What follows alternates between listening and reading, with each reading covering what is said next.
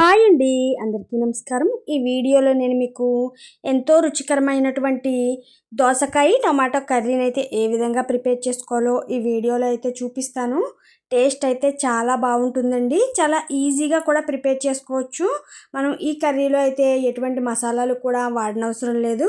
చాలా సింపుల్గా ప్రిపేర్ చేసి చూపిస్తానండి. ఇప్పుడు దీనికోసం ఒక దోసకాయనైతే తీసుకున్నానండి. ఈ దోసకాయకి పైన ఉన్నటువంటి ఈ తొక్కంతా చక్కగా చెక్కుకొని చిన్న ముక్కలుగా అయితే కట్ చేసుకోవాలి. నేను ఈ దోసకాయ ముక్కలన్నిటిని కూడా ఉల్లిపాయ ముక్కలు మొత్తం కట్ చేసి మీకు చూపిస్తాను. ఇదిగోనండి, దోసకాయని ఈ సైజులో చిన్న ముక్కలుగా కట్ చేసుకోవాలి. చక్కగా తొక్కు చెక్కుని, అలాగే 2 మీడియం సైజ్ టమాటాలు చిన్న ముక్కలుగా కట్ చేయండి. ఒక 4 పచ్చిమిర్చిని చిలికలుగా తీసుకోండి. ఒక 2 ఉల్లిపాయలను ఇలా చిన్న ముక్కలుగా కట్ చేసుకోండి చిలికలుగా. అలాగే ఒక చిన్న నిమ్మకాయ సైజులో చింతపండుని అయితే గుజ్జుగా తీసుకొని ఒక గిన్నెలోకి అయితే వేసుకొని రెడీగా పెట్టాను. ఈ కర్రీలోకి అయితే పోపు అయితే తీసుకోండి. కొద్దిగా జీలకర్ర, ఆవాలు, కరివేపాకు, అలాగే మినప్పప్పు, ఒక ఎండుమిర్చి తీసుకోండి. స్టవ్ పై ఒక కళాయి పెట్టుకోవాలి. ఈ కళాయిలో ఒక 3 స్పూన్ల వరకు ఆయిల్ వేయండి. ఆయిల్ వేసిన తర్వాత మనం రెడీగా పెట్టుకున్నటువంటి పోపు అంతటిని ఇందులో వేసుకోవాలి. ఈ పోపు కొంచెం వేయించండి.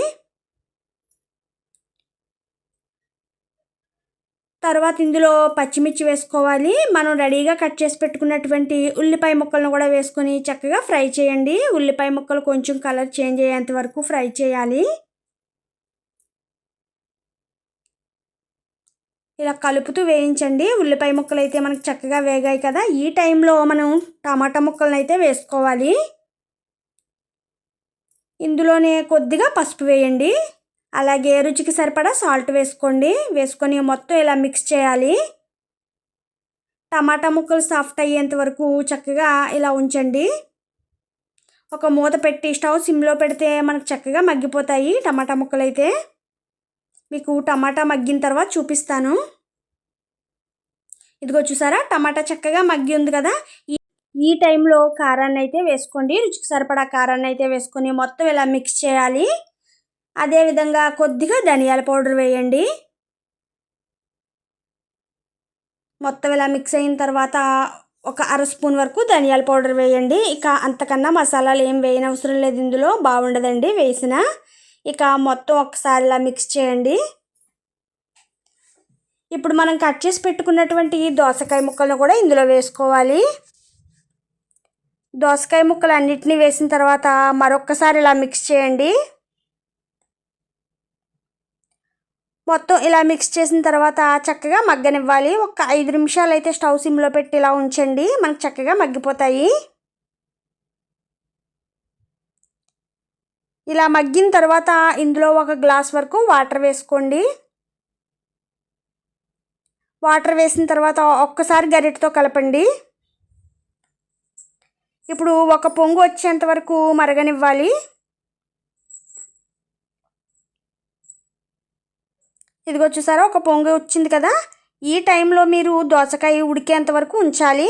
మీకు ఉడికిందో లేదో ఒక్కసారి చెక్ చేసుకోండి. చక్కగా దోసకాయ అయితే ఉడికింది కదా. ఇప్పుడు ఇందులో చింతపండు రసాన్ని అయితే వేసుకోవాలి. చింతపండు రసాన్ని వేసిన తర్వాత ఒక్క 10 నిమిషాలు ఉడికితే సరిపోతుందండి. మనకు చక్కగా కూర అయితే ఉడుకుతూ ఉంది కదా. స్టవ్ సిమ్లో పెట్టి ఒక్క 10 నిమిషాల తర్వాత మీకు మళ్ళీ చూపిస్తాను.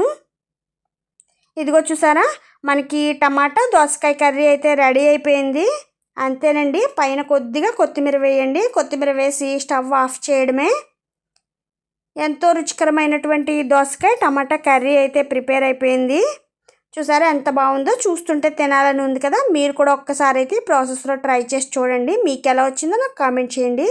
ఓకేనండి, ఈ వీడియోని నేను ఇంతటితో క్లోజ్ చేస్తున్నాను. ఈ రెసిపీ కనుక మీకు నచ్చినట్లయితే తప్పకుండా లైక్ చేసి, షేర్ చేసి, సబ్స్క్రైబ్ చేయండి. కొత్త వాళ్ళు ఎవరైనా మన ఛానల్ ఫస్ట్ టైం చూస్తే 2-3 వీడియోలు చూడండి. మీకు నచ్చినట్లయితే తప్పకుండా సబ్స్క్రైబ్ చేయండి. మీరైతే ఈ కర్రీని ఒక్కసారి ట్రై చేసి చూడండి. ఓకేనండి.